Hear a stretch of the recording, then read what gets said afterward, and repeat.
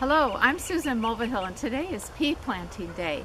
I'm growing two different varieties of peas this year, Green Arrow and Golden Sweet. You can see they're different sizes to start out with. And we've had quite a bit of rain in the last few days, but fortunately I was able to prepare the bed before it rained. I just checked the soil and it's nice and crumbly, so it's fine for planting. Also, I've got this lovely gloomy day, which is ideal for planting new starts. If you plant things that you've grown indoors out on a bright sunny day, it can sunburn the plants and set them back a bit. So let me show you how to plant them and we'll get off and running. The peas will be planted in a 3-foot by 8-foot raised bed. Last fall, I grew cover crops in the bed so the soil has plenty of nutrients in it. The plants will be watered by a drip irrigation system. Peas need some type of support to grow up on. You can use a nylon trellis or some sort of wire framework. I'm using two 4-foot by 8-foot sheets of concrete reinforcing wire that have been wired together at the top. I spread the lower edges apart. Since peas don't grow more than about 4 feet tall, this works really well and it will last many years.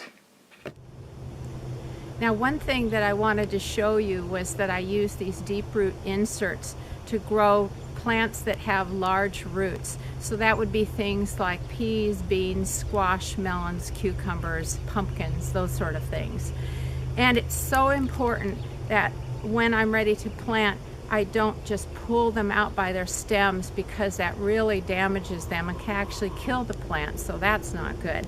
What I do is I just use a slot screwdriver. I slip it in down the side of the root ball and gently lift it out, and that's how I get them out of this container. Here's a closer look at what I'll be planting. My favorite tool for planting seedlings is called either a dibble or a dibber, depending upon where you come from. You push it into the soil a few inches, then pull it out and drop the seedling in. Then press the soil around the roots and base of the plant to eliminate any air pockets. I plant the seedlings at the same level as the flat they were growing in, so the soil will come up to about 1/4 to 1/2 inch below the first leaves that emerge from the stem. Here are all of the Golden Sweet seedlings in their new home. Then I got all of the Green Arrow seedlings planted on the opposite side of the trellis. Well, Mother Nature's pulling a fast one on me. It wasn't supposed to rain and here we are getting a drizzle. Oh well. But I got all the peas in and wanted to show you one last step.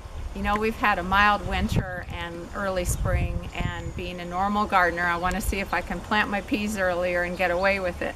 But I'm a little bit on the chicken side, so I decided to put a floating row cover over this bed to give the plants a few degrees of frost protection.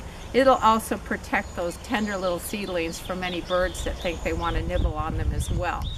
This is not necessarily something you have to do, but it does give you a little bit of an insurance policy against cooler temps in early spring. So I've got them covered. I weighted down the edges with some boards and bricks, and we'll just see how they do. I'll give you an update. Happy gardening.